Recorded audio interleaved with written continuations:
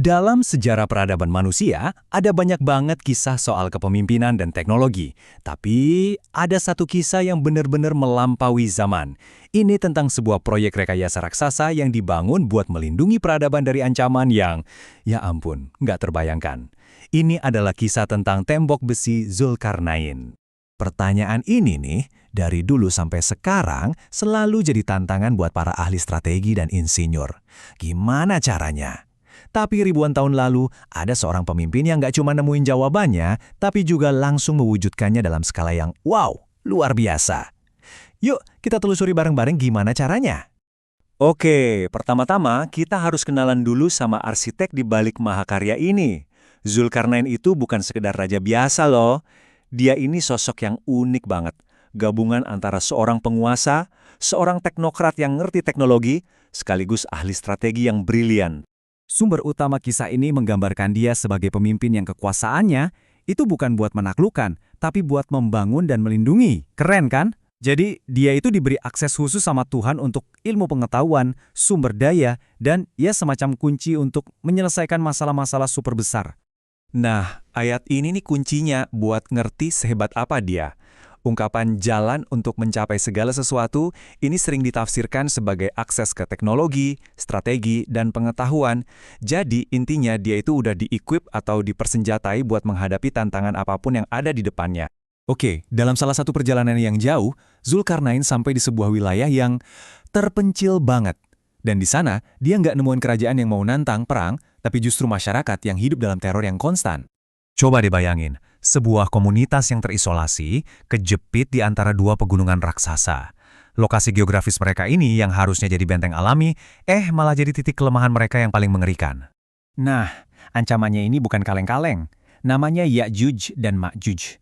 Mereka ini bukan sekedar gerombolan pengganggu biasa. Mereka itu kekuatan perusak yang sistematis. Datang dalam jumlah masif, menghancurkan semua tanaman, merusak peradaban, dan ya, benar-benar mengancam eksistensi manusia di sana.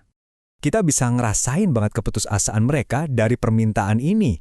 Mereka rela ngasih harta mereka, bayar upeti, pokoknya apa aja deh asal ada solusi. Bagi mereka, Zulkarnain ini satu-satunya harapan untuk bisa punya pelindung. Dan disinilah kita bisa lihat karakter sejati dari seorang Zulkarnain. Waktu dihadapkan sama tawaran kekayaan, jawabannya itu justru mendefinisikan ulang apa artinya kepemimpinan sejati. Dia nolak bayaran itu. Malah, dia minta partisipasi. Dia bilang, bantu aku dengan kekuatan kalian. Dia nggak mau jadi pahlawan bayaran, tapi dia mau jadi fasilitator biar masyarakat ini bisa menyelesaikan masalah mereka sendiri dengan tangannya sendiri. Jadi ini bukan proyeknya Zulkarnain, tapi proyek gotong royong raksasa. Oke, sekarang kita masuk ke bagian teknisnya yang paling bikin takjub. Solusi yang diajuin Zulkarnain itu bukan sekedar tembok batu biasa. Wah, ini sebuah lompatan teknologi yang super brilian pada zamannya. Coba kita bandingin ya. Tembok biasa itu kan pakai batu sama semen, yang lama-lama bisa retak, bisa lapuk. Zulkarnain mikirnya jauh lebih maju. Dia mau bangun pakai logam. Dia manfaatin geografi dan pakai teknik metalurgi canggih buat bikin sesuatu yang kokohnya menyatu kayak gunung itu sendiri. Jadi gimana cara bikinnya?